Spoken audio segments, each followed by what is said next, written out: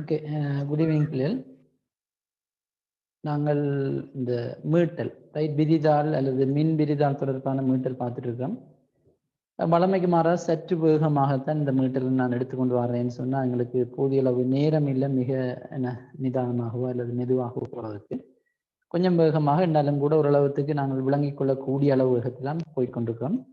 இறுதியாக நடந்த வகுப்பில் நாங்கள் முழுவதும் இந்த சார்புகள் சூத்திரங்களுக்காக சிலவற்றிருந்தோம். அதே மாதிரி விரிதாளின் அறிமுகங்களை நான் அதில் குறிப்பிட்டிருப்பேன்.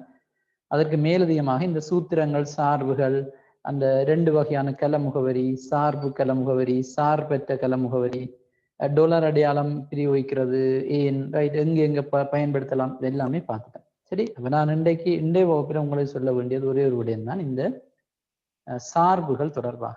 ரைட், அதாவது விரிதாள் மென்பொருட்கள்ல சில கணித்தல்களை செய்யறதுக்காக விசேடமாக காணப்படக்கூடிய சூத்திரங்கள் தான் சார்புகள். அப்ப நாங்கள் இதுவரையில பார்த்த இந்த கூட்டினம், பெருக்கினம், வகுத்தம், இது எல்லாமே உங்களுக்கு தெரியும் சூத்திரங்கள் என்று சொல்லுவோம். ஆனா இனி படிக்க போற சார்புகளும் கூட ஒரு வகையில சூத்திரங்கள். நான் இது ஆரம்பத்திலேயே உங்களுக்கு தெளிவுபடுத்திட்டேன். இப்ப நாங்கள் தரம் 10 படிக்க உங்களுக்கு தெளிவுபடுத்திட்டேன். சார்புகள் எல்லாமே சூத்திரங்களாகத்தான் அமையும்.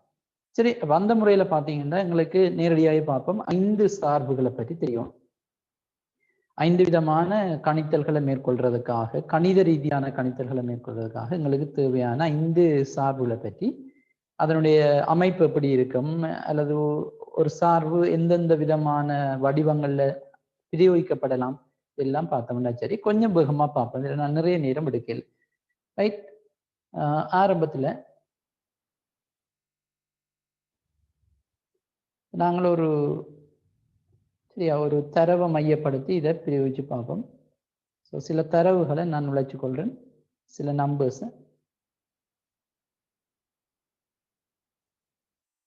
எல்லாருக்குமே ஒரு அடிப்படை இருக்கு. ஃபர்ஸ்ட் டைம் நாங்கள் படிக்கல, எல்லாருமே ஒரு அறிமுகம் எல்லார்ட்டையும் இருக்கு. ஸோ உங்களுக்கு ஆக ஆழமாகவோ அல்லது அறிமுகமாக போக தேவையில்லை, ஒரு கட்டத்தில இருந்தே நாங்கள் போய்கொண்டிருக்கலாம்.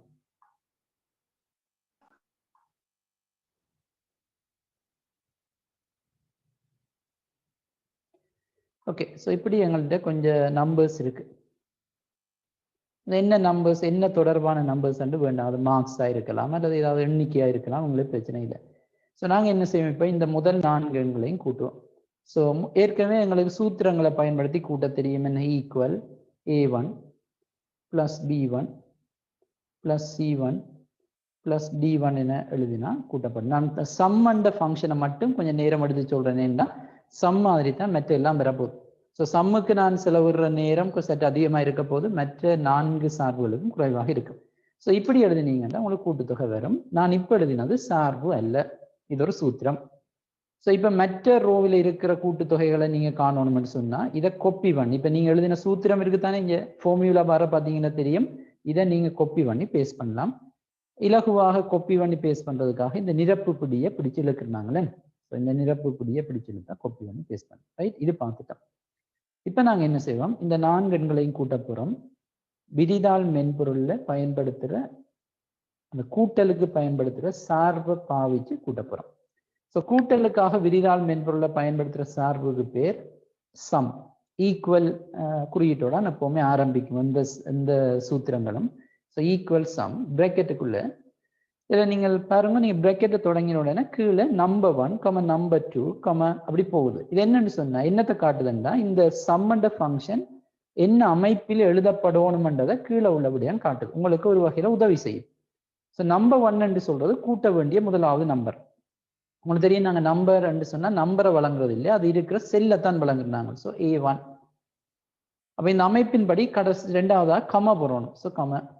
அடுத்த நம்பர் 2, இதுல பிரேக்கெட் ஒன்றும் தேவையில்லை. நம்பர் 2ன்றது இந்த 65 தானே. So B1. திருப்பி கமா வருது பாருங்க. So comma. நான் இந்த கீழே இருக்கிற அமைப்பை பின்பற்றி கொண்டு போறேன். நம்பர் 3, 3வது நம்பர், அது 78 தானே பிள்ளை. C1. திருப்பி கமா போட சொல்லுது. இப்ப நம்பர் 4 இருக்கு, 4வது நம்பர், அது 4வது நம்பர் 56 இல்ல, B1. இப்ப நம்பர் 5 அதுல காட்டப்படுது, எங்களுடைய நம்பர் 5 இல்ல, பிரேக்கெட்டை க்ளோஸ் பண்ணி சொல்றேன். Equal sum A1, B1, C1, D1. இப்ப நான் என்டர் கீயை அழுத்தினா எனக்கு கூட்டுத்தொகை கிடைக்கும். மற்ற 3 கூட்டுத்தொகையும் காண்றதுக்கு நான் இந்த சூத்திரத்தை நான் எழுதினது சார்பு தான். அந்த சார்பு ஒரு சூத்திரமாகவும் கொள்ளப்படும். ஸோ இந்த சூத்திரத்தை நான் காப்பி பண்ணி பேஸ்ட் பண்ணலாம். ஸோ ஃபில் ஹேண்டில் பிடிச்சி நிரப்பிப்படியே பிடிச்சி எழுப்போம். ஸோ பாருங்க எல்லாத்துக்கும் கூட்டுத்தொகை சரியா வந்திருக்கு. நீங்க செக் பண்ணி பார்க்கலாம். இப்போ பாருங்க நாங்கள் A1 B1 C1 D1 எழுதினோம். ஸோ அது கீழே வரைக்கும் A2 B2 C2 D2 வந்துச்சு. இன்னும் கீழே வரைக்கும் A3 B3 C3 D3 ஆக கடைசியில் A4 B4 C4 D4 எப்படி மாறுதுன்றது எல்லாமே படிச்சிருக்கோமா, போன கிளாஸை முழுக்க படிச்சிருக்கோம். ஸோ நான் இப்போ எழுதினது ஒரு சார்பு. ஆனால் இந்த சார்புல கூட இப்போ உங்களுக்கு ஒரு இடர்பாடு இருக்கு. உண்மையாக ஏன் அவர்கள் சார்புகளை விரிதாள் மென்பொருள்ல உள்ளடக்கி இருக்கணும்டா, சில கணித்தல்களை நீங்கள் சாதாரண கணித ரீதியான சூத்திரங்களை பாவிச்சு செய்யறதுல இடர்பாடு இருக்கு. உதாரணத்துக்கு இப்ப ஒரு அடுத்தடுத்து இருக்கிற ஒரு 50 நம்பரை கூட்ட போறீங்க. Equal A1 + B1 + C1 + D1 இப்படி 50 தரம் எழுதலாம். அதால தான் இப்படி ஒரு பிரச்சனைகள் இருக்கிறதால தான் பெரும்பாலும் இந்த சார்புகளை அறிமுகப்படுத்தினோம். இதுக்காக மட்டுமல்ல, வேற காரணங்களும் இருக்கலாம், அதுக்காகவும் அறிமுகப்படுத்திக்கணும். ஆனால் அப்படி அறிமுகப்படுத்தப்பட்ட ஒரு சார்பு தான் சம். ஆனா அப்படி அறிமுகப்படுத்தப்பட்டாலும் கூட இல்ல பாருங்க, நீங்கள் எல்லா கல முகவரியும் பயன்படுத்த வேண்டித்தான் இருக்கு. A1 B1 C1 D1 இன்னும் கூட்டுறதா இருந்தா எல்லாத்தையும் கம்ம பண்ணி போகணும். அப்ப இது உங்களுக்கு அறிமுகப்படுத்தினது இந்த நோக்கத்தையே எதிர்மாறா செய்யற மாதிரி இருக்கு. அந்த நோக்கமே பூர்த்தி செய்யப்படாத மாதிரி இருக்கும். ஆனால் அப்படி இல்லை. இந்த சம் ஃபங்க்ஷன் ஒரு அமைப்பு இதுதான் அடிப்படை அமைப்பு. நீங்கள் கூட்ட வேண்டிய நம்பர்ஸ் இருக்கிற கலங்களை நீங்கள் கமவால வேறுபடுத்தி எழுதணும். இது அடிப்படை அமைப்பு. ஆனால் நீங்கள் கூட்ட வேண்டிய எண்கள் எல்லாம் அடுத்தடுத்து ஒரு கலவீச்சில் இருக்குமாக இருந்தால் இப்படி நீங்கள் நேரத்தை செலவிட வேண்டிய தேவை இல்லை. இப்படியான ஒரு அமைப்பு எப்ப பின்பற்றுவீங்க? நீங்க கூட்ட வேண்டிய எண்கள் எல்லாம் அடுத்தடுத்து இல்லாமல் வேறு வேறு இடங்கள்ல இருந்தா உங்களுக்கு வேற வழி இல்லை. இதுதான் ஒரு வழி. இது அல்லது நீங்க பாவிச்ச கணித ரீதியான சூத்திரத்தை பாவிக்கலாம். ஆனால் நீங்க கூட்ட வேண்டிய எண்கள் எல்லாமே அடுத்தடுத்து இருந்தா, அருகருகே ஒரு கலவீட்டுல இருந்தா இந்த முறை எங்களுக்கு தேவையில்லை. ஸோ நாங்க இன்னொரு முறையை பாவிப்போம். அதுக்காக நாங்கள் இன்னொரு சார்பை பாவிக்க போறோம் என்ற அர்த்தம் இல்லை, சம்மண்ட சார்பை தான் பாவிக்க போறோம். ஏன் கூட்டுறதுக்கு நாங்கள் பயன்படுத்துற சம்ம மட்டும்தான். பிரேக்கெட்டை போடுங்க. இப்ப நீங்க கம பண்ணி போட தேவையில்லை, கல வீச்சை காட்டுங்க. கல வீச்சா எல்லாருக்கும் இப்ப ஞாபகம் இருக்கும். அந்த எண்கள் அடுத்தடுத்து இருக்கக்கூடிய எண்கள் இருக்கக்கூடிய அந்த வீச் ஆரம்பத்தையும் முடிவையும் சொல்லுங்க. ஸோ இங்க பாருங்க, இதுல இருந்து இது மட்டும்தான் இருக்கு. இந்த 4 எண்கள்லையும் ஆரம்பிக்கிறது A1ல ஆரம்பிக்கிறது. A1 வீச்சை காட்டுறதுக்காக இந்த கோலன் அடையாளம் மேத்ஸ்ல S2 என்று சொல்லுவீங்க, நீங்க கோலன் என்று சொல்லுவோம். COLON colon. ஸோ அந்த அடையாளம். இனி வீச் எங்க முடியுதுன்னு எழுதணும். எங்க முடியுது? 56ல தானே. D1 right equal sum A1 colon D1. அப்ப இதுல எது எழுத தேவையில்லை? அந்த கல வீச்சுல இடையில இருக்கக்கூடிய கலங்களை நீங்கள் குறிப்பிட தேவையில்லை. அதுல கோலன் அடையாளம் போட்டா அது இடையில அந்த ரெண்டுக்கும் இடையில பல கலங்கள் இருக்குன்னு அர்த்தம். ரைட். பிரேக்கெட்டை முடிச்சு கொள்வோம். என்டர் பண்ணி கொள்றோம். பாருங்க, அதே ஆன்சர் வந்திருக்கு. நாங்கள் காப்பி பண்ணி பேஸ்ட் பண்ணி கொள்ளலாம். மற்ற கூட்டுத்தொகையும் காணலாம். இல்லைங்களா? இது மிக இலகுவான முறை. இது எப்ப சாத்தியம்? எல்லா எண்களும் அடுத்தடுத்து இருந்தான். இல்லைங்களா? ஸோ இந்த 2 அமைப்பை நீங்க கவனமா ஞாபகம். இந்த அமைப்பில தான் நாங்கள் அடுத்து வார 4 சார்பும் எழுத போறோம். ஆனா இதுல இன்னொரு விடயம் உங்களுக்கு நான் முதல்ல சொல்லியிருப்பேன், பாத்தீங்கன்னா தெரியும். உதாரணத்துக்கு நாங்கள் இப்ப சும்மா ஒரு பிராக்டிஸுக்காக செய்து பார்ப்போம். இப்ப முதல் 8 எண்களையும் இந்த 8 எண்களையும் இந்த கடைசியா உள்ள 4 எண்களையும் கூட்ட போறோம் வைப்போம். மொத்தமா எங்களுக்கு இதுல 16 எண் இருக்கு. 16 எனக்கு கூட்ட வேண்டாம். முதல் 8 எண்களும் இவ்வளவு, அதே போல கடைசி 4 எண் அந்த இடையில 3வது ரோவில் இருக்கிறது எனக்கு கூட்ட தேவையில்லை. ஸோ இப்ப எப்படி கூட்டலாம்? Equal sum. அப்ப இப்ப பாத்தீங்கன்னா நீங்க கூட்ட வேண்டிய 12 எண்களும் ஒரு குறித்த வீச்சில இருக்கே இல்லை. அப்ப நீங்க யோசிக்கலாம், அப்ப 12 எண்களையும் நாங்கள் கல முகவரிகளை தனித்தனியே காட்டுவதனூடாகத்தான் கூட்ட வேணுமாண்டா அப்படி இல்லை. அப்படி கூட்டலாம், கூட்டுறதுக்கு நேரம் போகும். ஸோ நீங்க என்ன செய்யலாம்? உங்களுக்கு இந்த 12 எண்கள் இருந்தாலும் அந்த 12 எண்கள்லையும் ஏதாவது சில எண்கள் ஒரு வீச்சில இருந்தா அந்த வீச்சை காட்டுது. இப்ப இதுல பாருங்க, முதல் 8 எண்களும் ஒரு வீச்சில இருக்கு. உங்களுக்கு வீச்சு எப்படி கண்டுபிடிக்கிறேன்னு சொல்லி தந்தான். அந்த அவலத்தையும் சுத்தி ஒரு செவ்வகம் இல்ல சதுரம் மாதிரி வரைஞ்சு பாருங்க, அதுக்குள்ள எல்லாம் இருந்தா அது வீச்சு. இப்ப பாருங்க, இதை சுற்றி ஒரு செவ்வகம் வரைஞ்சா, ஓகே, இதை சுற்றி ஒரு செவ்வகம் வரைஞ்சா இப்படி வரப்போகுது. இதெல்லாம் உள்ளுக்கு தான் வருது பாருங்க, அந்த 8 எண்ணும் அதுக்குள்ள வருது. ஸோ எங்கே அந்த இது தொடங்குது பாருங்க, A1ல தொடங்குது. இதுதான் அந்த கலவீச்சின் ஆரம்பம். எங்க முடியுது? அந்த செவ்வகத்தின் வலது கீழ் மூலை இந்த 65 முடியுது.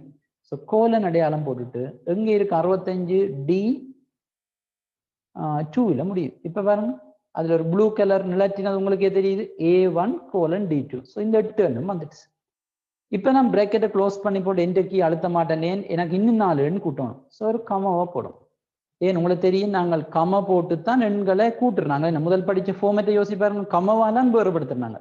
முதல் நாங்கள் தனித்தனி கிழங்களை கமவால வேறுபடுத்தினாங்க. இப்ப 2 கல வீச்சை கமவால வேறுபடுத்த போறோம். ஒரு கல வீச்சு வந்துட்டுது. அடுத்த கல வீச்சு எங்க? இது 54ல இருந்து 67 மட்டும். இந்த 4 கலங்களும் இருக்கக்கூடிய வீச்சு. ஸோ இது எங்க பிள்ளை தொடங்குது? A4ல தொடங்குது. A4 கோலன் எங்க முடியுது? D4ல முடியுது. பாருங்க இப்ப பிராக்கெட்டை முடியும்.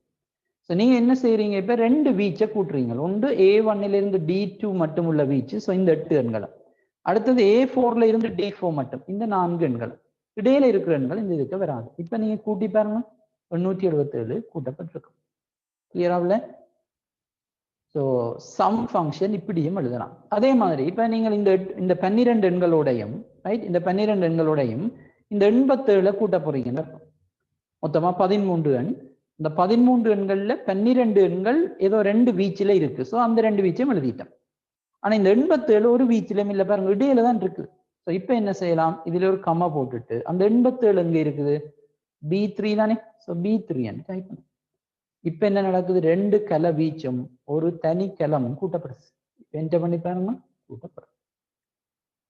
இந்த அமைப்புகளை ஞாபகம் வச்சிருந்தீங்கன்னு சொன்னா இனி நான் படிக்க போற அந்த 4 சார்பை மிக இலகுல நீங்க ஞாபகம் வச்சுக்கொள்ளலாம். எனக்கும் ஈஸி, உங்களுக்கும் ஈஸி. ஸோ இந்த அமைப்புகளை ஞாபகம் வச்சுக்கொள்ளும். சரி. ஸோ மேலதிகமான எந்த ஒரு விளக்கமும் இல்லாம நான் உடனடியாக 2வது போகணும். சரி. ஸோ 2வது இப்போ ஒரு சார்பு பார்த்திருக்கிறோம். சம் என்னதுக்கு பாவிக்கிறோம்? கூட்டுறதுக்காக பாவிக்கிறோம். எப்படியான அமைப்புகள் எழுதலாம்ன்றது இப்ப நான் எழுதி காட்டிட்டேன். இதை விட வேறு அமைப்புகள் வராது. ஸோ இப்ப நாங்கள் அடுத்ததை பார்க்க போறோம் சராசரி காண்றது. உங்களுக்கு தெரியும் சராசரி காண்றதுக்காக நாங்கள் விரிதாள் மென்பொருள்கள்ல ஈக்குவல் அவரேஜ் என்ற ஒரு சார்பை பாவிக்கிறோம். Equal average. இப்ப மேத்ஸ் ரீதியா நீங்க காண்றா என்ன செய்திருப்பீங்க? ஈக்குவல் பிராக்கெட்டுக்குள்ள இவ்வளோத்தையும் எழுதியிருப்பீங்க. எப்படி? A1 plus B1 plus C1 plus D1 பிராக்கெட்டை முடிச்சுட்டு பிரித்தல் அடையாளம் என்ன? டிவிஷன் 4. இது மேத்ஸ். இது சாதாரண ஒரு சூத்திரம். இது சார்பல்ல, விரிதாள் மென்பொருள்ல உள்ள ஒரு விசேடமான இயல்பல்ல. இது கணிதம். இப்ப என்ன பண்ணினா கூட்டுத்தொகை வந்திருக்கு, சாரி சராசரி வந்திருக்கு. நீங்க காப்பி பண்ணி பேஸ்ட் பண்ணி பாருங்க, மற்றதின் சராசரியும் வந்திருக்கு. நீங்க செக் பண்ணி பார்க்கலாம். இதுல 73.75 வந்தது சரியாண்டு பார்ப்போம். டபுள் கிளிக் பண்ணி பாருங்க. A4 B4 C4 D4. So இந்த 4 கூட்டப்பட்டு 4ஆல பிரிக்கப்பட்டிருக்கு. ஏன் பிராக்கெட் போட்டிருக்குன்னு உங்களுக்கு தெரியும். பிராக்கெட் போட்டு அதுக்கு இருக்கிறது தான் முதல் நடக்கும். ஸோ 4 கூட்டப்பட்ட அப்புறம் தான் 4ஆல பிரிக்கும். பிராக்கெட் போடாட்டி தவறு. சரி, ரைட். ஆனா இப்ப நாங்க பார்க்க போறது இப்படி செய்யாமலே. இப்ப இதுலயும் உள்ள குறைபாடு என்ன? நீங்கள் இப்ப 50 எண்ணை கூட்ட போறீங்கன்னா 50 எண்ணையும் கூட்டுறதுக்கு நீங்க தனித்தனி எழுதும். A1 plus B1 plus C1 plus D1 இப்படி 50 மட்டும் போகணும். இது கடினம்.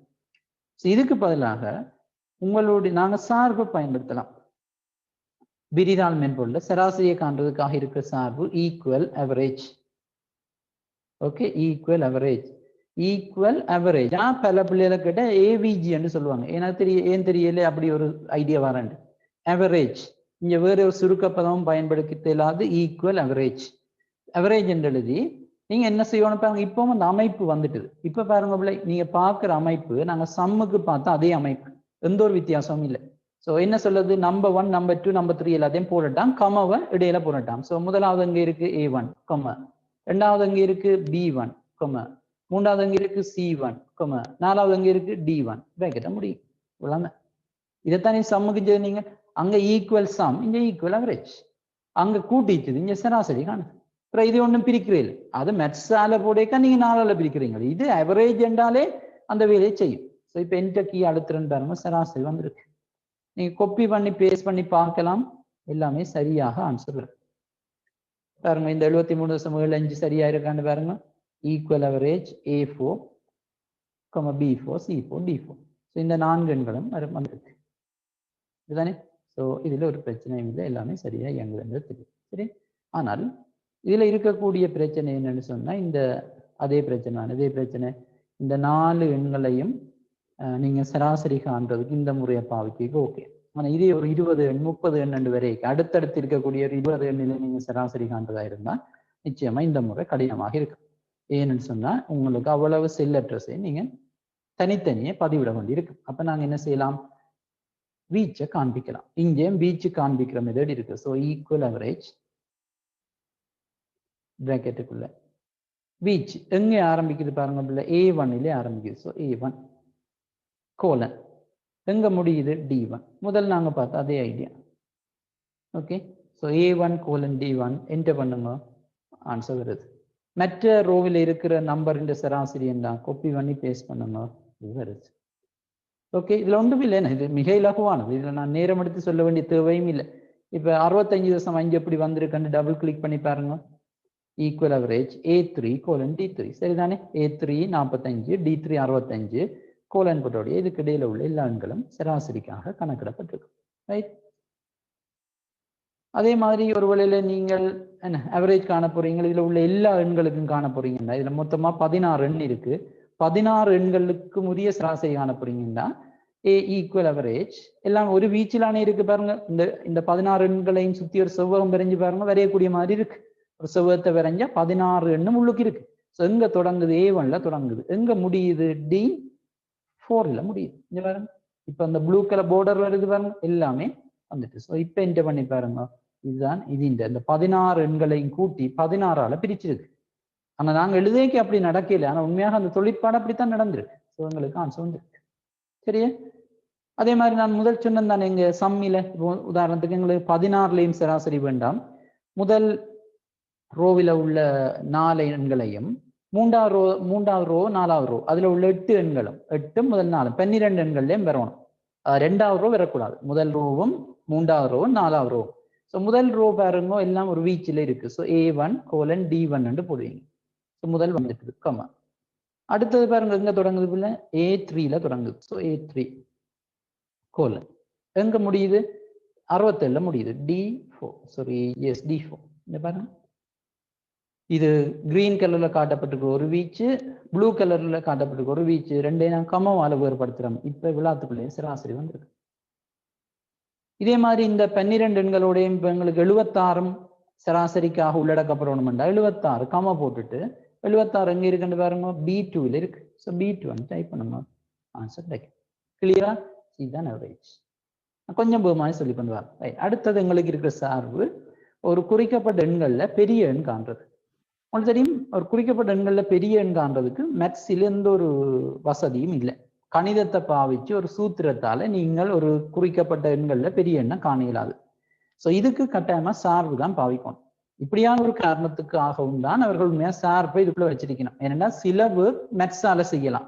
ஸோ அதுக்கு நீங்க சாதாரண ஒரு சூத்திரம் எழுதிடலாம். ஆனா சில கணித்தலை நீங்கள் கணிதத்தால செய்ய இயலாது. அப்ப அப்படியான கணித்தலுக்கு கட்டாயமா சார்பு தேவை. ஸோ முதலாவது ரோ அல்லது இப்போ எல்லா ஓகே, முதலாவது ரோவில் இருக்கிற 4 எண்கள்ல பெரிய நம்பர் ரெண்டு பார்ப்போம். ஸோ ஈக்குவல் பெரிய எண் காண்றா மேக்ஸ். மேக்ஸ் என்றதுதான் மேக்சிமம் என்றதுன்னா முதல் 3 எழுத்து பிராக்கெட்டை போடுங்க. பாருங்க இப்ப கூட அந்த அமைப்பு அதே மாதிரி தான் இருக்கு. நாங்கள் சம்முக்கு என்ன அமைப்பு பார்த்தோமோ, அவரேஜுக்கு என்ன பார்த்தோமோ அதே அமைப்பு. என்ன பேர் தான் வித்தியாசம். அங்கே average, sum, max. Bracket number 1 இது நம்பர் 1 A1 கமா, நம்பர் 2 இது B1 கமா, 78 இது C1 கமா, 56 D1. பிராக்கெட்டை முடியுங்க, என்டர் பண்ணுங்க. உங்களுக்கு பெரிய நம்பர் இந்த 4 எண்கள்லையும் பெருசு 78. 2வது ரோவில உள்ளது, 3வது ரோவில உள்ளது, 4வது ரோவில உள்ள பெரிய நம்பர் காணணும்னா காப்பி பேஸ்ட், ஃபில் ஹேண்ட்ல பிடிச்சிடுங்க, காப்பி பேஸ்ட் செக் பண்ணி பாருங்க.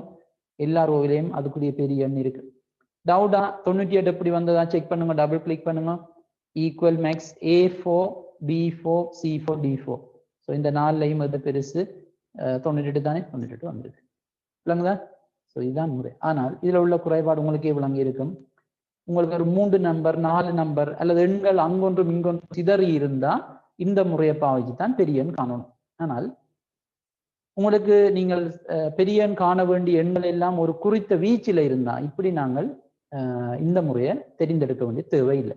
இந்த முறையை தெரிந்தெடுக்கலாம், கல வீச்சு என்ற முறையை தெரிந்தெடுக்கலாம். சார்பு அதே சார்பு தான், ஈக்குவல் மேக்ஸ் பிராக்கெட்டுக்குள்ள எங்க தொடங்குது, A1ல தொடங்குது. A1 கோலன் எங்க முடியுது, D1ல முடியுது. ஸோ முதலாவது ரோவில் உள்ள எல்லா எண்களும் இந்த வீச்சுக்கு வந்துட்டு பாருங்க A1:D1 என்ற கீ அழுத்துங்க, ஆன்சர் வந்துட்டு. மற்றதுக்கு நீங்க காணணுமாக இருந்தால் காப்பி பேஸ்ட். இந்த பாருங்க இந்த 87 சரியா வந்திருக்காண்டு பாருங்க, ஈக்குவல் மேக்ஸ் A3:D3. ஸோ 45லேருந்து 65 மட்டும். ஸோ அதில் பெருசு 87 வந்துருக்கு. கிளியரா? அதே மாதிரி இதில் உள்ள எல்லா எண்கள்லையும் பெரிய நம்பர் காண போறீங்கன்னு சொன்னா, ஓகே, ஸோ இதில் உள்ள எல்லா எண்கள்லையும் உங்களுக்கு பெருசு வேணும்னு சொன்னா A1:D4 என்ன ஃபுல் வீச்சை கொடுக்குறீங்க. ஸோ இந்த பண்ணி பாருங்க, 98 தான் பெரிய நம்பர். உங்களுக்கு தெரியும், நாங்கள் என்ன ஒரு சூத்திரத்தையோ சார்பையோ பாவிச்சு விடையை பெற்றுக்கொண்ட பிறகும், அதாவது வெளியீட்டை பெற்றுக்கொண்ட பிறகும் நீங்கள் ஏதாவது ஒரு மாற்றம் செய்தா களத்தில் அது ஆட்டோமேட்டிக்காக மாறும். இப்போ நான் 100 போட்டா அங்கே பாருங்க அது தானாகவே அது இச்சைப்படுத்தப்படும். நீங்க திருப்பி அதுக்கு சார்பு எழுதி மாற்ற தேவையில்லை. இப்போ இந்த கலவீச்சில் 100 தான் பெரிய நம்பர். ஸோ 100 காட்டுது, விளங்குதா? அல்லது இதை இப்போ 120 டைப் பண்ணுண்டா இப்போ எனக்கு 120 மாறி இருக்கு. கிளியர் தானே? ஸோ இதை ஞாபகம் வச்சு கொள்ளுங்க பிள்ளைகள். இதுதான் நெக்ஸ்ட் ஃபங்க்ஷன். 3 சார்பு சொல்லிட்டேன். அடுத்தது ஒரு குறிக்கப்பட்ட எண்கள்ல சிறிய எண்ணை காண்றது. இதுக்கும் கணிதத்தை பயன்படுத்தி நீங்க கணிப்பிடையிலாது சிறிய எண்ணை காண்றதுக்காக எங்களுக்கு இருக்கக்கூடிய சார்பு மின் என்று சொல்லுவோம். மினிமத்தின் முதல் 3 எழுத்தும். ஸோ ஈக்குவல் மின். எப்படி மேக்ஸுக்கு நீங்கள் அமைப்பை பயன்படுத்தினீங்களோ அதே அமைப்பு தான் இங்கேயும் பயன்படுத்தும். So bracket. முதல் ரோவில் இருக்கிற 4 எண்கள்லேயே நீங்கள் மினிமம் காண போறீங்கன்னா எல்லாத்தையும் கம பண்ணி போடணும். அது A1, B1, C1, D1. நீங்க யோசிக்கலாம், ஏன் இந்த அமைப்பை தான் இந்த ஃபார்மேட்டை தான் இந்த கீழே உள்ள அமைப்பு காட்டுது, அல்லது இந்த ஃபார்மேட்டை தான் நான் முதல் டைப் பண்றேன்னா இதுதான் உண்மையா மின்னின் அடிப்படை அமைப்பு. ஏனென்றா நீங்கள் கூட்ட வேண்டிய எண்களாக இருக்கட்டும், சராசரி காண வேண்டிய எண்களாக இருக்கட்டும், அல்ல மேக்ஸ் மின் எதாயும் இருக்கட்டும், நீங்கள் அந்த எண்கள் எல்லாம் பக்கத்தை இருக்குமென்று எதிர்பார்க்கலாம்.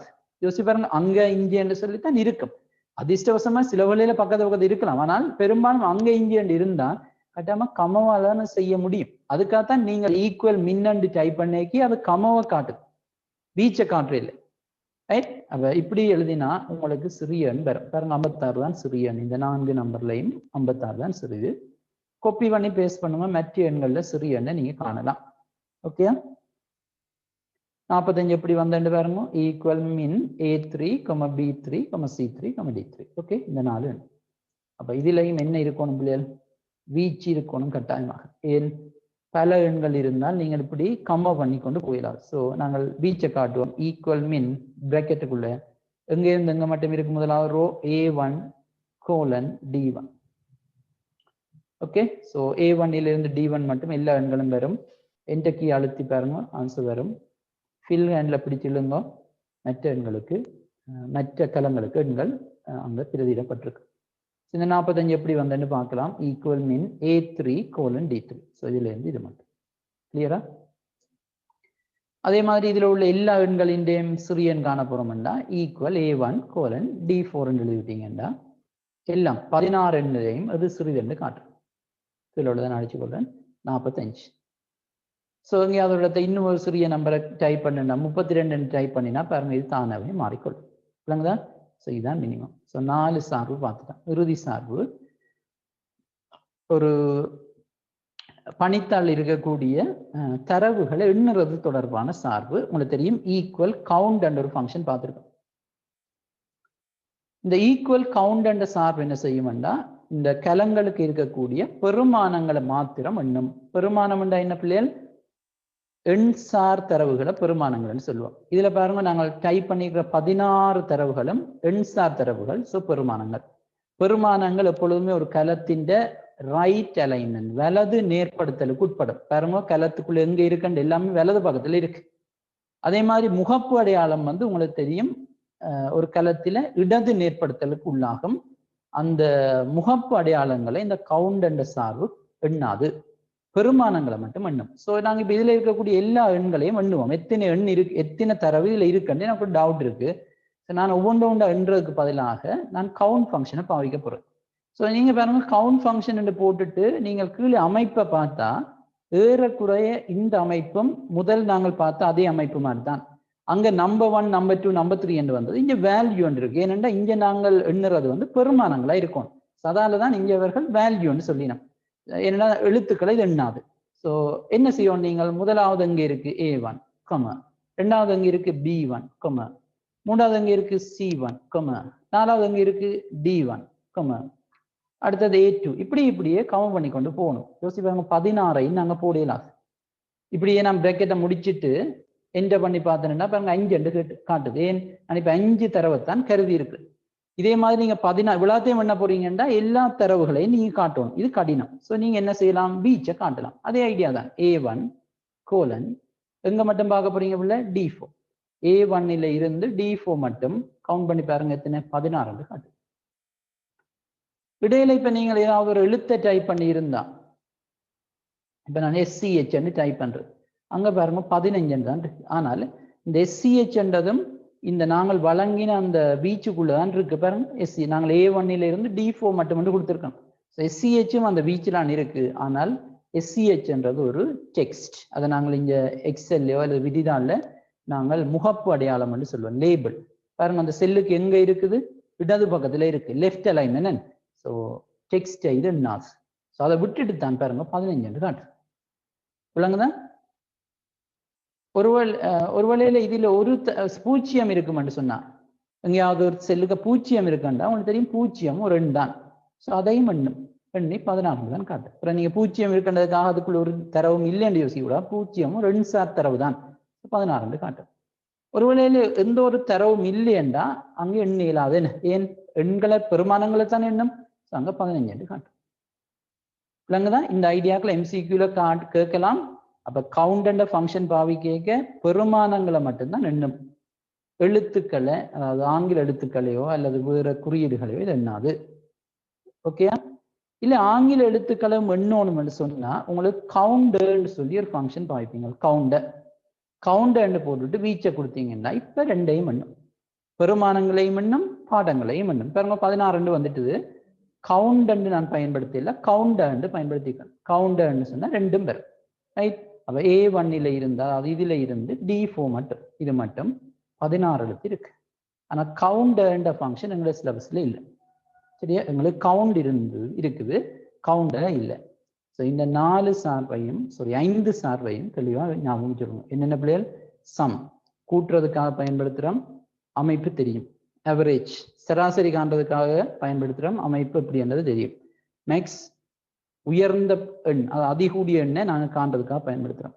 மின் அதிகுறைந்த எண்ணை காண்றதுக்காக பயன்படுத்துகிறோம்.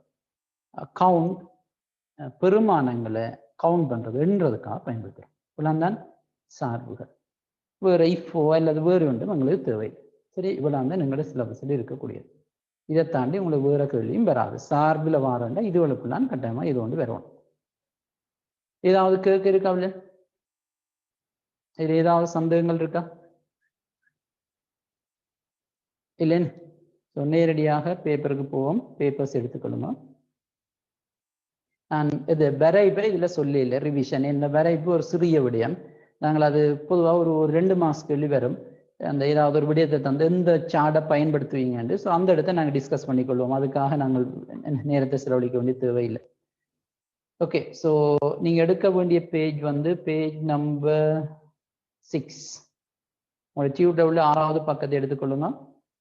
நான் அதுல மென்பொருள்கள் இது விரிதாள் மென்பொருள் பகுதி 1 தான் உங்களுக்கு நான் தந்த டியூட். பகுதி 2 அடுத்ததாக தருவேன். இதுல விரிதாள் மென்பொருளுக்கு மேலதிகமாக இந்த பணி செயல்முறை, சொல்முறை வழிப்படுத்தல் அதெல்லாம் இருக்கு. நேரம் இருந்தால் நாங்கள் ப்ரெஸ் செய்து கொள்ளலாம், இல்லை நீங்க ப்ராக்டிஸ் பண்ணிக்கொள்ளுங்க. ஏன்னா அதுல பெரிய பெரிய வினாக்கள் வராது, மிக சிறிய வினாக்கள் வரும். நான் இந்த டியூட் தந்ததின் நோக்கம் விரிதாள் மென்பொருள் தொடர்பான விடயங்களை எடுக்கிறது தான். நீங்கள் மிச்சத்தை முயற்சி செய்யலாம். ரைட், இங்கேயும் நாங்கள் 2019 இருந்தே போவோம். ஓகே, கவனிச்சுக்கொள்வோம். வினாவும் கேட்பேன், அதுக்கு ஏற்ற மாதிரி ப்ரிப்பேர் பண்ணி கொள்வோம். ஸோ முதலாவது பாருங்க, விரிதாள் ஒன்றில் A3:C4 என வழங்கப்பட்ட கலங்களின் வீச்சினை கருதுக. வழங்கப்பட்ட அந்த வீச்சினுள் உள்ளடக்கப்படும் கலங்கள் பின்வருவனற்றுள்ளது. மிக இலகுவான கேள்வி. நீங்களே ரஃபஞ்ச இதிலேயே ஒரு படம் இதிலேயே வச்சு நீங்க பார்க்கலாம். எனக்கு இல்லை, A3 இருந்து C4 மட்டும் இருக்காங்க. ஒரு நான் சொன்ன மாதிரி ஒரு செவ்வகம் போட்டு பாருங்க. ஏன்னா இது கொஞ்சம் சில பிள்ளைகளுக்கு இந்த குழப்பறது, இந்த ரேஞ்ச் கண்டுபிடிக்கிறது. அதாலதான் நான் இப்படி ஒரு உத்தியை சொல்லி கொடுக்கணும்னா செவ்வகம் மாதிரி போட்டு பாருங்க, சதுரம் மாதிரி போட்டு பாருங்க உண்டு. அவர்களும் இப்படி ஒரு வினாவை எழுப்பினதுக்குரிய காரணம் இதுல சில பேர் குழப்பம் இருக்கு. A3ல இருந்து C4. அப்ப A3 என்ற இதுலயே சும்மா போட்டுப்பாம A3 என்ற இது என்ன இந்த சிவராஜான்றது தான் இதுல இது வரணும். இதுதான் தொடக்கம். இந்த கலம் தான் தொடக்கம். எங்க முடிய போது C4 என்றது பிள்ளை இது என்ன C4 இதுதான் முடிவு. அப்ப நீங்க என்ன பார்க்கணும்டா இந்த முடிகிற கலமும் இந்த ஆரம்பிக்கிற கலமும் இது ரெண்டும் வரக்கூடிய மாதிரி செவ்வகம் போடணும். அப்ப எப்படி போடுங்க யோசி பாருங்க. இது வரணும்டா இப்படித்தான் வரணும்.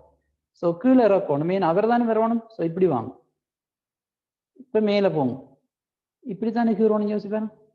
இப்படி கீறினா மட்டும்தான் இந்த ரெண்டு கலமும் அவர் சொன்ன ஆரம்ப கலமும் முடிவு கலமும் உங்களோட வீச்சுக்கு வரும், உங்களோட செவ்வகத்துக்கு வரும். வேற என்ன மாதிரி நீங்கள் செவ்வகம் வரைஞ்சாலும் வராது.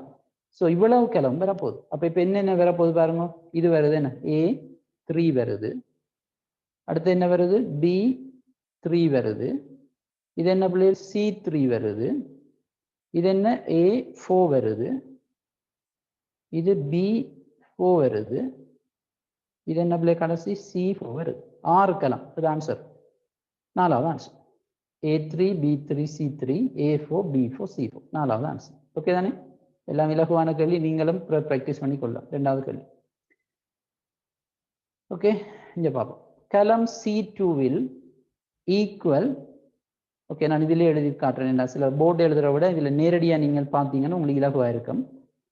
இப்படியான கேள்வி அடிக்கடி வாரதில்லை, அதுக்காக தான் சொல்றேன். என்ன செய்யறோம் அப்போ C2வில் எழுதுறோம். C2 எழுத்து தெளிவு இல்லாட்டி கொஞ்சம் விளைக்கணுங்க. C2வில் நாங்க இப்போ ஒரு ஃபார்முலா எழுத போறோம். என்ன எழுதுறோம்? Equal. Okay, equal B2 asterisk என்ன பெருக்கிறோம், என்ன பெருக்கிறோம் asterisk B$5. Okay, B$5 dollar sign வருது $5. இது எங்க எழுதிருக்கீங்க? C2ல எழுதிக்கிறீங்க. இதை இப்ப C3க்கு காப்பி பண்ணுவோம். ஓகே, C3க்கு காப்பி பண்ணுவோம். ஸோ C3 கேள்வியை பார்ப்போம். இப்ப கேள்விக்கு வாங்க. C2 என்ற கலத்தில் உள்ள சூத்திரம் C3 என்ற கலத்துக்கு பிரதி செய்யப்பட்டிருக்குமாயின் பின்வருவற்றுள் எது C3 கலத்தில் காட்சிப்படுத்தப்படும்? அப்ப பின்வருவற்றுள் எது C3 கலத்தில் காட்சிப்படுத்தப்படும் என்றா அவர் கீழே சூத்திரங்களை ஆன்சரா தரையில பெருமானங்களை தான் தார.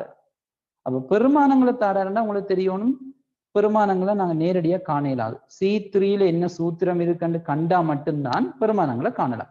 நாங்க என்ன பார்க்கணும்? இப்ப C2ல இருக்கிறது C3ல எப்படி மாறி இருக்கும்னு பார்ப்போம். சரி சரி, அதுக்கு முதல்ல என்ன ஆன்சர் வந்தது? 2வதுக்கு என்ன ஆன்சர்? ஆன்சர் எடுத்தப்பல ஒவ்வொரு வினாவும் ஒவ்வொரு ஆக்களா கேட்கணும் எதிர்பார்க்க கூடாது. என்ன ஆன்சர்? 6000 சார். 3வதா? 3வது சார். ஓகே, பாப்போம். ரைட் பாப்போம். C2ல இருந்து C3க்கு போறீங்க பிள்ளைகள். அப்ப அடுத்த ரோக்கு போறீங்க. அப்ப என்ன குலம் ஏதாவது மாறுதாண்டு பாருங்க. இல்ல, C என்ற குலத்திலான் போறீங்க. அப்ப அடுத்த ரோக்கு போறீங்கன்னா உங்களோட சூத்திரத்துல இருக்கிற ரோ எல்லாம் ஒன்றால கூட போகுது. ஏன்னா அடுத்த ரோக்கு தானே போறீங்க. அப்ப B2 என்ன செய்யும்? B3 என்று மாறும். சரியா? B2 B3 உனக்கு ஈக்குவல் இருக்குமா? ஈக்குவல் எழுதி கொள்றேன். B3 asterisk தானே, காப்பி பேஸ்ட் பண்ணீங்க. asterisk தான் இருக்கும். B$5 உங்களுக்கு தெரியும், நார்மலாக சாதாரணமாக 5 6 மாறணும். 5 ரோ 6 மாறணும். ஆனால் இந்த 5க்கு முன்னுக்கு டாலர் இருக்கு. அந்த டாலர் 5 6 மாறுறதை தடுக்கும். ஸோ இப்ப என்னண்டு வரும்? B$5 தான் இருக்க போகுது. ஓகே, B$5 தான் இருக்க போகுது. அப்ப இப்ப C3க்கு இந்த சூத்திரம் தான் இருக்கு. அப்ப நீங்க என்ன செய்யணும்? இப்ப B3 இதால பெருக்குங்க. B3க்கு என்ன இருக்கு பிள்ளை? B3 தானே, B3 தானே, இதுதானே B3 60,000. B$5 B$5க்குள்ள என்ன இருக்கு? B$5 இது B$5 வேண்டா B5 என்ன B$5 வேண்டு எந்த குழம்பு கூட B5க்குள்ள என்ன இருக்கு? சைவரசம் உண்டு. ஸோ என்ன செய்யறீங்க? B3 என்றா 60,000. 60,000 பெருக்குறீங்க. எத்தனையால? சைவரசம் உண்டு. சைவரசம் ஒன்றால பெருக்குங்க. சைவரசம் ஒன்றால பெருக்கினா என்ன வரும்? 6000 வரும். சரிதான் சொல்றது. அதாவது சைவசம் 1 10 10 100 பெருக்கினீங்கன்னு சொன்னா உங்களுக்கு 6000 பேர். ஸோ இதுதான் ஆன்சர். சரி, இன்னொரு மேத்ஸ் தானே. இப்போ இந்த இந்த 2 கேள்விக்கும் எங்களுக்கு பெருசா ஒரு நுணுக்கம் தேவையில்லை. மிக இலகுவான கேள்வி. 90ல் கேள்வியின் எண்ணிக்கை குறையுது. பொதுவாக 3-4 கேள்வி கேட்கிறவ என்றாலும் 2 கேள்வி தான் கேட்டிருக்கணும். சில வழியை எங்களுக்கு செகண்ட் பார்ட் கூட வரதால MCQல குறைச்சு கொள்ளலாம், அது பிரச்சனை இல்லை. ஓகே, ஸோ இதுதான் முதலாவது கேள்வி. 2019 இருப்போம். ரைட், காணிச்சு கொள்ளலாம். 1, 2 ஆகிய வினாக்கள் தரப்பட்டுள்ள பின்வரும் விரிதாள் கூறை அடிப்படையாக கொண்டவை. இதுதான் அந்த விரிதாள் கூறு. நான் இதுல பக்கத்துல காட்சிப்படுத்தி இருக்கணும். சமன்பாடு y சமன் px வர்க்கமா px வர்க்கம், px2 மாதிரி தெரியுது, px வர்க்கம் ஸ்கொயரா, px வர்க்கம் சக qx சக r ஐ பயன்படுத்தி தரப்பட்டுள்ள x இன் பெருமானங்களுக்கு ஒத்த y இன் பெருமானங்களை கணிக்க வேண்டியுள்ளது. p, q, r ஆகிய மாறிலிகளின் பெருமானங்கள் முறையே b1, b2, b3 ஆகிய கலங்களிலும் x இன் பெருமானங்கள் வீச்சு C2:C6 தரப்பட்டுள்ளன. என்ன சொல்றாருன்னு இப்படி ஒரு சமன்பாடு இருக்காம். y சமன் px வர்க்கம் சக qx சக r. இதை பாவிச்சு சரிதானே x இன் பெருமானங்களுக்கு ஒத்த y இன் பெருமானங்களை கணிக்கணுமா. இந்த சமன்பாடை பாவிச்சு x இன் பெருமானங்களை ஒத்த y இன் பெருமானம். அவர் சொல்றாருண்டா PQR ஆகிய மாறிலிகளின் பெருமானம் எங்க இருக்காம் B1. இதுல பாருங்க P இருக்குதானே, P இருக்குது, Q இருக்குது, R இருக்கு. ஸோ இதுக்குரிய பெருமானங்கள் எங்க இருக்குண்டா B1லேயும் B2லேயும் B3லேயும். அது இது 2, 3, 5. ஸோ இது அவ 2 எங்க வரும் Pக்கு, 3 Qக்கு, 5 Rக்குன்றதாங்க. தானே. அதே மாதிரி எக்ஸின் பெருமானங்கள் இதுல எக்ஸ் வருது px வர்க்கம் qx. எக்ஸின் பெருமானங்கள் எங்க இருக்காம் இதுல இருக்காம். இங்க பாருங்க C2ல இருந்து இதுல இருந்து C6 மட்டும் இருக்காம். -2 -1 0 இப்படி இருக்காம். கேட்ட கேள்வி என்ன பிள்ளை, முதலாவது பாருங்க x சமன் sin2 ஆக இருக்கும் போது y இன் பெருமானத்தை பெறுவதற்கு D2 கலத்தில் எழுத வேண்டிய சூத்திரம் என்ன. அதாவது D2 இதுல என்ன வரும். இப்ப x சமன் sin2 அதுலயே தந்திருக்கு பாருங்க. x சமன் sin2 இருக்கேக்க y இன் பெருமானத்தை கணிக்கிறதுக்குரிய சூத்திரம் இதுல என்ன எழுதுவீங்க. சோ இந்த சூத்திரத்தை வழியா பார்ப்பேன். நான் இதுல எழுதுறேன், என்ன போர்ட்ல எழுதுறது உங்களுக்கு கொஞ்சம் கடினமா இருக்கும். மேல பாருங்க உங்களுக்கு தந்திருக்கு y is equal to right px squared plus qx okay plus r ன்னு தந்திருக்கு. சரி, இப்ப உங்களுக்கு x இன் பெருமானம் sin2 இருக்கேக்க y காணணும். இதைத்தான் காண போறோம் y. சரி, நாங்கள் இப்ப எல்லாத்தையும் மறப்போம். சாதாரண நாங்கள் பெருமானங்களை நேர பாவிப்போம். இந்த முறை நாங்கள் ஃபர்ஸ்ட் டைம் படிக்க உங்களுக்கு சொல்லி தந்தேன். உங்களுக்கு சில சூத்திரம் எழுத ஏதாவது குழப்பம் இருந்தா முதல் கல முகவரியை விட்டுருங்க. px வர்க்கம் தானே p என்ன இதுலயே தந்துட்டா இருப்பாங்க. p எங்க இருக்காம் b1க்கே இருக்குமாம். p வந்து b1க்கே இருக்குமாம். அது b1 2 தானே 2. ஸோ இந்த p என்ற இடத்த 2 போடும். ரைட், px வர்க்கம் உங்களுக்கு தெரியணும் p தர தானே. ஸோ தர அஸ்ட்ரிக். ஓகே, அஸ்ட்ரிக் மாதிரியே போடுவோமே, உங்களுக்கு அதுக்குள்ள வித்தியாசமா இருந்தேன். நான் இப்ப சூத்திரம் எழுதையில சாதாரண மெட்ஸிலே ஒரு சூத்திரம் எழுதுறேன். விரிதால மறந்துடுங்க, மெட்ஸிலே எழுதுறேன். 2 தர x வர்க்கம். x அங்க இருக்கு பிள்ளைகள், x தானே இது sin2. ஸோ sin2 வர்க்கம் என்று எழுதுவீங்க. sin2 வர்க்கம் என்று எழுதுவீங்க பிளஸ் qx என்று வருது. q அண்டா அங்க பாருங்க, q அங்க இருக்கு அடுத்ததுல b2 இது b2 அண்டா 3. ஸோ q 3 x qx அண்டா q தரதானே. ஸோ தர அஸ்ட்ரிக் போடுங்க, பெருக்குறங்க. x அங்க இருக்கு அதே இதுதான் இருக்கு. அங்க x எத்தனை sin2 sin2 பிளஸ் r 2 போட்டிருக்கார். r அங்க இருக்குங்க பாருங்க, b3ல இருக்குது 5. ஸோ இப்ப நீங்கள் நான் எழுதின சூத்திரத்தை D2 எழுதினா நிச்சயமா ஆன்சர் வரும். நீங்க சுருக்கி பாருங்க ஆன்சர் வரும், விதிதால செய்தாலும் வரும். ஆனால் நீங்கள் இப்ப D2 எழுதி போட்டு விடையலாதே, அதைத்தானே D3க்கு காப்பி பண்ணணும், D4க்கு காப்பி பண்ணணும், D5க்கு காப்பி பண்ணணும், கட்டம் அதைத்தான் காப்பி பண்ணிருப்பீங்க. இதுல அவர் தந்திருக்க மாட்டார், காப்பி பண்ணி பேஸ்ட் பண்ணிருவீங்க. ஆனா மற்றவர்களுக்கு ஏன் எக்ஸ் வந்து சய 2லும் இருக்கு, சய 1 இருக்கு, சைவர் 1 இருக்கு, 1 2. அப்ப எக்ஸ் என்ன பெருமானத்தை கொண்டிருக்குதோ அதுக்கேற்ற வையின் பெருமானத்தை காணும். அப்ப நீங்க ஒவ்வொரு இடத்தையும் நீங்க தனித்தனியா எழுதியிருக்க மாட்டீங்க. ஸோ இதைத்தான் காப்பி பண்ணுவீங்க. அப்ப இப்ப என்ன செய்வோம், இதை நாங்கள் கொஞ்சம் விதிதாள் ஃபார்மேட்டுக்கு மாற்றுவோம். இதெல்லாம் பெருமானங்கள் தான் இருக்கு, ஸோ மாற்றுவோம். ஸோ இதுல மாத்திக்கொள்றோம்ல, கவனிங்க. ஈக்குவல் 2 தர 2 தான் இருக்கு, 2 என்ன பிள்ளை பி தானே. ஸோ பி எங்க இருக்குன்னு பாத்துக்கிறீங்க, பி B1. ஸோ B1 இது 2 B1 போடுங்க, 2 போட்டதுக்கு பதிலாக B1 போடுங்க. ஸோ இந்த மெத்தட் ஈஸி உங்களுக்கு. இப்படி பாருங்க, B1 அஸ்ட்ரிக் பெருக்க போறீங்க. ஏன் நான் B1 போட்டேன்னா எனக்கு 2 வேணும், அதாவது அந்த இடத்த P இருந்தது, P தான் இருக்கு. ஓகே, அஸ்ட்ரிக் என்ன போட்டுறீங்க பாருங்க, எக்ஸின் வர்க்கம். சரியா, எக்ஸ் அங்க இருக்குன்னு பார்த்து நாங்கள் இதுலானே இருக்கு, C2 இருக்கு. ஸோ C2 C2 கொஞ்சம் எழுத்து தெளிவில்லாம இருக்கு, கவனிச்சுக்கோங்க. C2 right. C2 இந்த வர்க்கம் என்ன,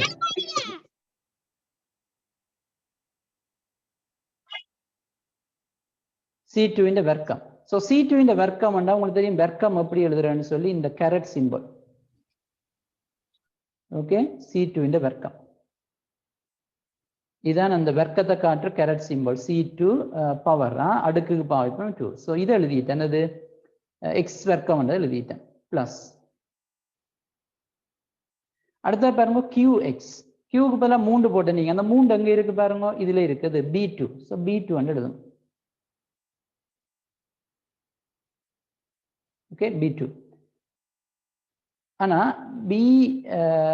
அதான் 3 தர சய 2, Q தர X. அப்ப Q எழுதிட்டீங்க அஸ்ட்ரிக், பெருக்குறீங்க எக்ஸ். எக்ஸ் அங்க இருக்கு பிள்ளை, C2 இருக்கு. C2 கொஞ்சம் பெருசா தான் பாருங்க, கொஞ்சம் அவதானிச்சுக்கணுமா, நம்பகமா சொல்ல விரும்பல. Okay, plus. அடுத்து ஆருக்கு தான் நாங்க 5 போட்டாங்க, இங்க இருக்குது B3 இருக்கு. So B3. இப்ப நான் எழுதினது முழுக்க முழுக்க ஒரு விதிதாள் மென்பொருளை பயன்படுத்துற ஒரு சூத்திரம், மிக பெரிதா இருக்கு. ஆனா D2 நாங்க இதை எழுதியிருப்போம். எழுதினா கட்டாயமா இந்த சய 2 எக்ஸ் இருக்க வையின் பெருமானம் வரும். ஆனா பிரச்சனை என்னன்னா, இதை கொப்பி பண்ணி அங்கால போடைக்க சரியா வருதான்னு பார்க்கணும். ஸோ இதை நாங்கள் இப்ப எங்க இதை நீங்க எழுதியிருக்கிறீங்க, இந்த சூத்திரம் எங்க எழுதியிருக்கீங்க பிள்ளைகள், D2 எழுதிக்கிறீங்க.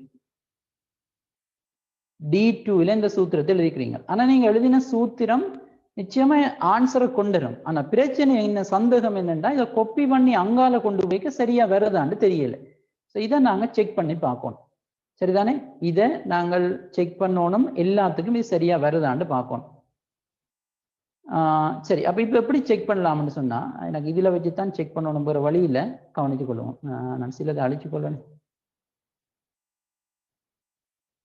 ஏன்னா போர்டு எழுதினா உங்களுக்கு அது தெளிவில்லாமல் இருக்கும்ன்றதுக்காக நான் இது எழுதுறேன்.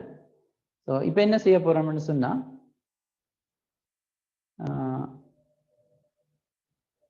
ஓகே, இதை D2 இருக்கிறத D3க்கு காப்பி பண்ணி பார்ப்போம்.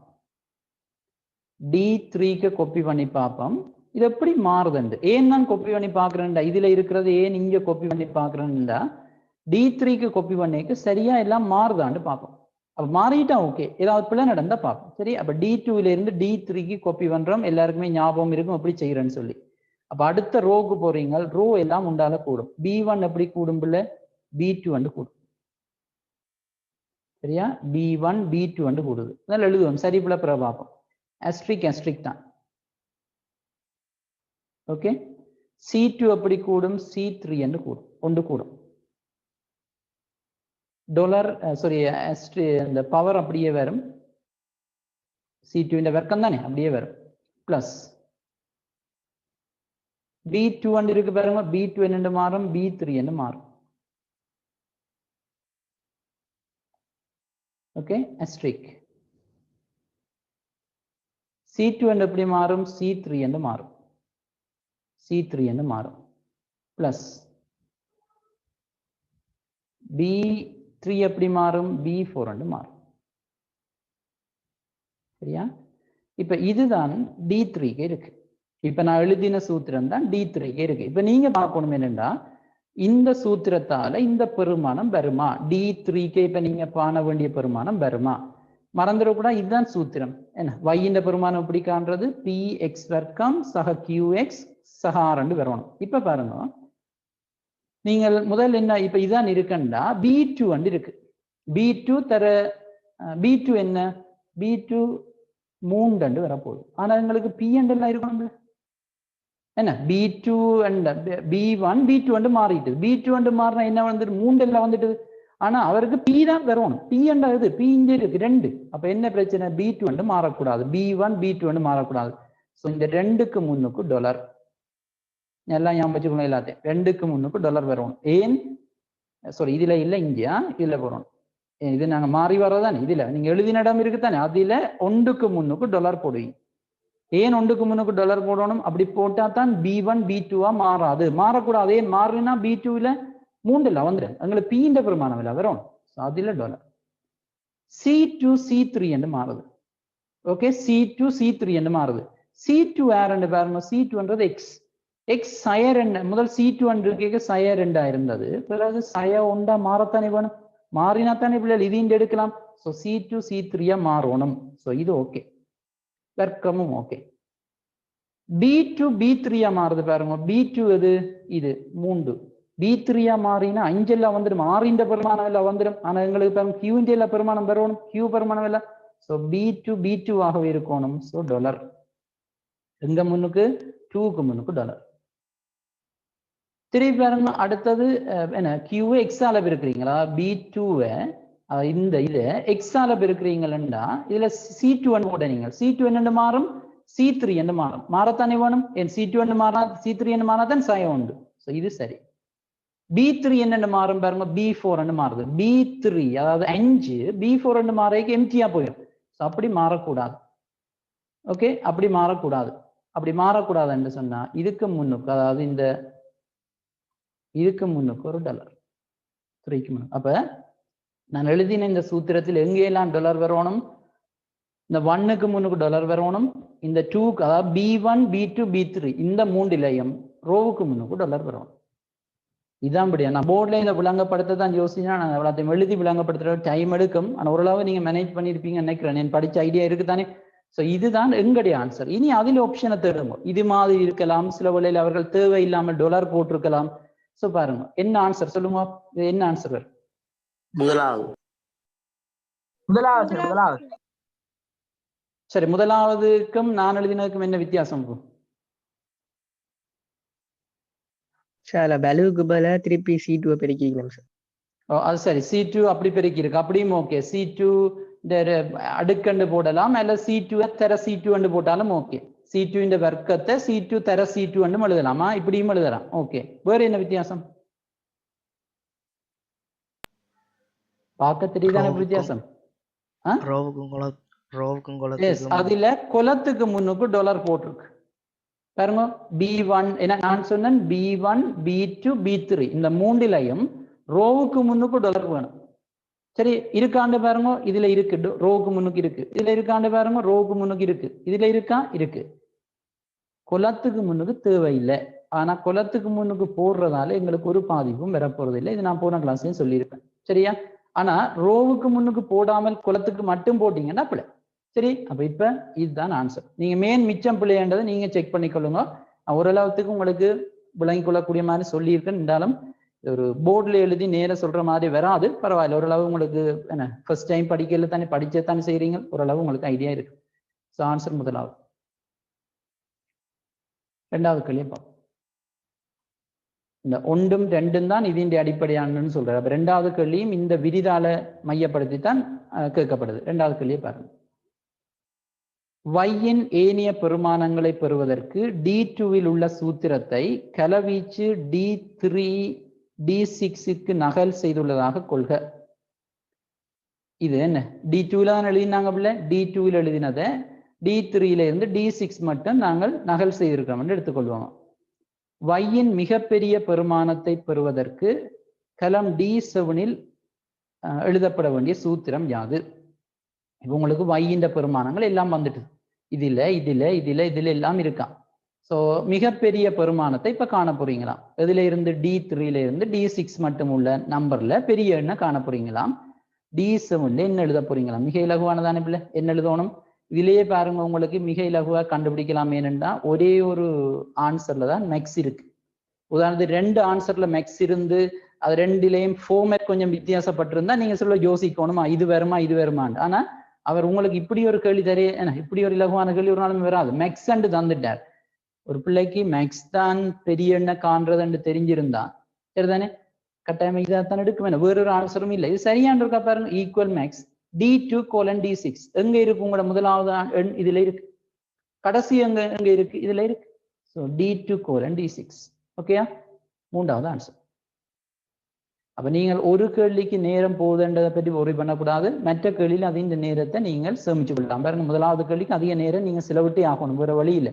ஆனா 2வது கேள்விக்கு வேகமா எடுத்துடலாம். 3வது கேள்வியை பாருங்க. ஒரு விரிதாள் கலத்திற்கு சூத்திரம், இப்படி ஒரு சூத்திரம் தந்திருக்கான். இது இந்த ஆன்சர் என்னன்னு கேட்கிறேன். என்ன ஆன்சர் எடுத்திருப்பீங்கன்னு சொல்லுங்க. 19. சரி, எப்படி செய்யறது பார்ப்போம். முதல் பிராக்கெட்டை செய்யணும்.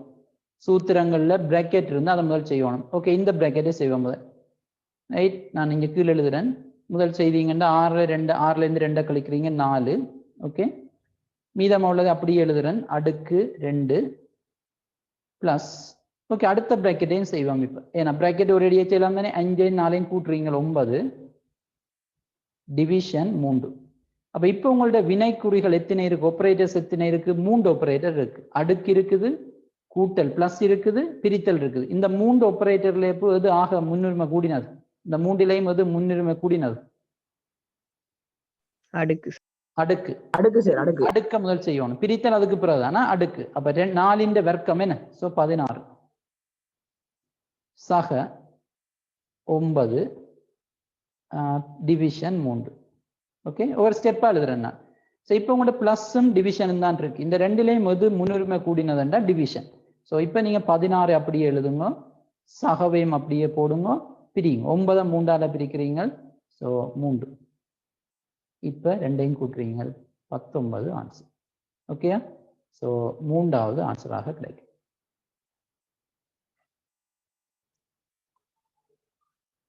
ரைட்.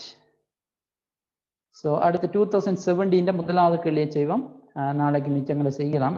என்ன கொஞ்சம் மற்ற கேள்வி நேரம் எடுக்க தெரியல, பார்ப்போம். முதலாவது கேள்விக்கு பார்ப்போம். எடுத்தீங்களா ஆன்சர்? என்ன ஆன்சர் 2017 முதலாவது வினா?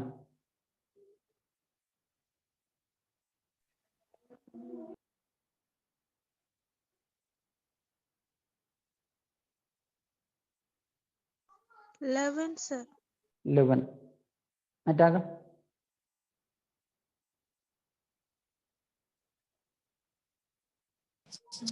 Sir, 11 தான் சார். ஓகே, 11 பார்ப்போம். சரியாண்டு. இப்படி ஒரு கேள்வி வருது பிள்ளைகள் கவனிக்கணுமா? நெடுக வராட்டியும் இப்படி ஒரு கேள்வி எதிர்பார்க்கலாம். இந்த நாங்கள் படித்ததானே வினைக்குறிகள், நான் வினைக்குறிகள் ரிவிஷன்ல செய்யலேன்னு அது இலகுவானது, படிச்சு கொள்ளுங்க. இப்போ நம்ம சொன்ன அந்த ஒரு டியூட் ஒன்று அனுப்பிவிடுறேன், நீங்க பார்க்கலாம். ஸோ கட்டாயமா இது வரும். அப்ப இதுல பாருங்க, பிராக்கெட்டை முதல் செய்வோம். ஸோ நான் இந்த இடைவெளியில் எழுதுறேன். ஈக்குவல் 2 கனம் என்ன? ஸோ அதை அப்படியே எழுதுங்க. பிளஸ் முதல் பிராக்கெட்டை தான் செய்யணும். 5ல இருந்து 3 கழிக்கிறீங்க. ஸோ 2. மீதமா உள்ளதையும் அப்படியே எழுதிக்கொள்றேன். Okay, right. இப்ப பாத்தீங்கன்னா எங்களுக்கு இந்த வினைக்குறிகள்ல 4 வினைக்குறி இருக்கு. அடுக்குத்தான் முதன்மையானது. ஸோ அடுக்க காண்பேன். 2 3ஆம் அடுக்கு 8 சக மிச்சத்தை எழுதுறேன். 2 அஸ்ட்ரிக் 6 ரைட், 6 டிவிஷன் 4. இப்ப பாத்தீங்கன்னா எங்களுக்கு 3 குறியீடு இருக்கு, 3 வினைக்குறி இருக்கு. இதுல சம முன்னுரிமை உடையது இந்த அஸ்ட்ரிக்கும் டிவிஷனும் 2, அதாவது பெருக்கலும் வகுத்தலும் சம முன்னுரிமை. அப்ப சம முன்னுரிமை இருக்க என்ன செய்வீங்கன்னா, இந்த சம முன்னுரிமை கொண்ட ஆபரேட்டர்ல எது முன்னுக்கு இருக்குதோ, இந்த சூத்திரத்துல எது முன்னுக்கு இருக்கோ அதை செய்யுங்க. அவை அமைந்திருக்கிற ஒழுங்கிலேயே செய்யுங்க. ஸோ பிளஸ் இப்ப செய்யக்கூடாது. அப்ப அதை அப்படியே எழுதுவோம். 8 + 2 அப்படியே வரும். சாரி 8 + வரும். 8 + வரும். இதை பாருங்க, இதுதானே முதல் பெருக்கல் தானே முதல் இருக்கு. ஸோ இதை செய்யுங்க. 6 2ஆல பெருக்குங்க 12. ஓகே, ஸோ இது 12. இனித்தான் பிரிக்க போறீங்க 4ஆல. இப்போ உங்கள்ட்ட 2 ஆப்ரேட்டர் இருக்கு, பிளஸும் டிவிஷனும். முதல் டிவிஷனை தான் செய்யணும். அப்போ 8 முன்னுக்கு வச்சிருப்பீங்க, பிளஸ் அப்படியே இருக்கும். 12 4ஆல பிரிப்பீங்க 3. ஸோ இறுதியாக 2ஐயும் கூட்டுவீங்க, 11 தான் ஆன்சர். ஓகே, 3வது ஆன்சர். ரைட்டா? ரைட். அடுத்த கேள்வி கொஞ்சம் நாங்கள் டைம் எடுத்து செய்யணும். விளங்குவதில் அப்போ கேள்விகள் கடினம் இல்லை. அது எம்சிக்யூ செகண்ட் பார்ட் உங்களுக்கு பிரச்சனை இல்லை. இதுவரையில நீங்க தயார் செய்யாட்டியும் கூட இன்றைக்கு திருப்பி ஒருக்கா பாருங்க, அந்த டாலர் இங்க போடுறது, அந்த சூத்திரத்தை காப்பி பண்ணி பேஸ்ட் பண்ணி எப்படி மாறும், இதை கொஞ்சம் திருப்பி செய்து பாருங்க. இப்படி ஒரு நாலேஜோட பேப்பர் செய்தீங்கன்னா பிரயோசனமா இருக்கு. ஏனண்டா இதையும் நீங்கள் நான் செய்யக்க நீங்க ப்ரிப்பேர் பண்ணாம வந்துட்டீங்கன்னா திருப்பி நீங்க படிக்கிறது சான்ஸ் இல்லை, உங்களுக்கு அவ்வளவு காலம் இல்லை. ஸோ நீங்க அவ்வளோத்தையும் திருப்பி எடுத்து படிச்சு விளங்குறதுக்கு நிச்சயமா உங்களுக்கு பிரச்சனை வரும். ஸோ அதுக்காகத்தான் நான் 10 பாடங்கள் எல்லாத்தையும் கொஞ்சம் லேட்டாக எடுத்து நான் பாஸ் பேப்பர் செய்ய 11 ஓரளவுக்கு முடிச்சுட்டு வந்தேன். என்னன்னு சொன்னா அது கொஞ்சம் எக்ஸாமுக்கு கிட்ட வந்தால் உங்களுக்கு ஞாபகம் நிற்க மாட்டதுக்காக ஒரு நாளும் திருப்பி நீங்க செய்ய தேவை. ஓகே, ஸோ மீதமான இருக்கிற விடயங்களை நாளை கிளாஸ்ல பார்ப்போம். அது ஓரளவுக்கு முயற்சித்து ஆன்சரை எடுத்து வச்சிருந்தீங்கன்னா கொஞ்சம் வேகமாக செய்து பார்க்கலாம். ஓகே, ஸோ இந்த அளவில் நிறுத்திக்கொள்வோம். நாளை வகுப்புல சந்திப்போம். நன்றி.